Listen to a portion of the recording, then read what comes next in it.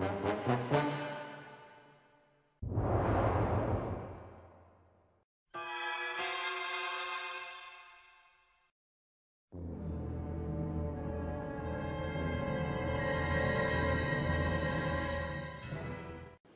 back, everybody.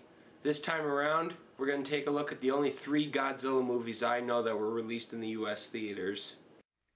The 3 movies throughout most people's lifetime were Godzilla 1985, Godzilla and Godzilla 2000. Well, technically Godzilla doesn't count, but he is part of the Toho series, so I guess I have to include him. So let's start out with Godzilla 1985, The Legend is Reborn. Now, see, I don't know where I left it, so I guess we gotta go find it.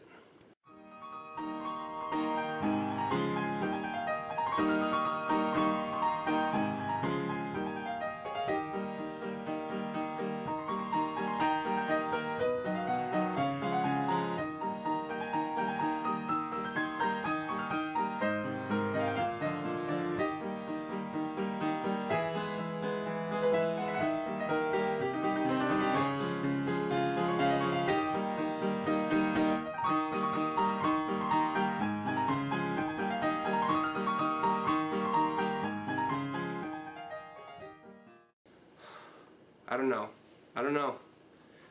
Well, I guess there's one last place to look. That's the basement.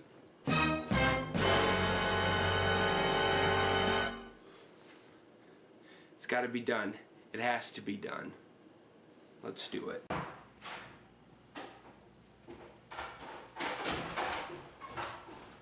Let's see if we can find it.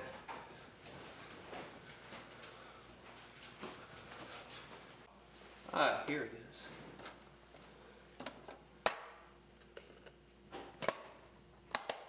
Uh-oh. Here we go.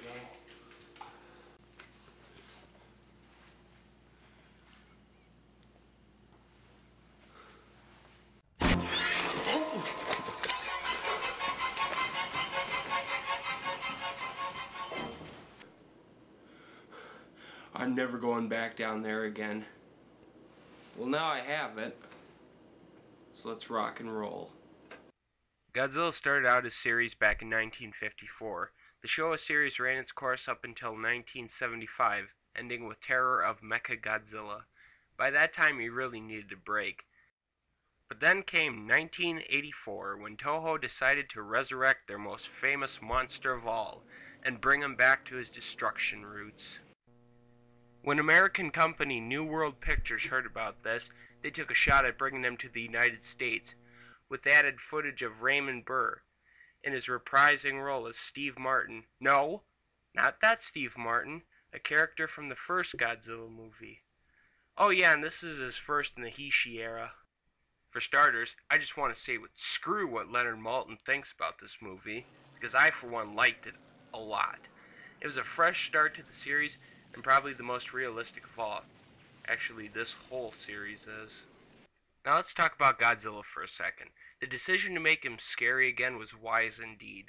The first shot of him holding the sub is enough to send chills down my spine, and when he makes a full appearance, indeed it is rather frightening. But there's also times when he looks really bad due to the animatronics. Oh well. So throughout the entire movie, everybody's trying to figure out how to get rid of this new Godzilla.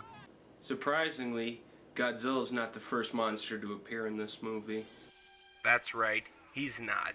A giant blood-sucking sea lice is. Crap.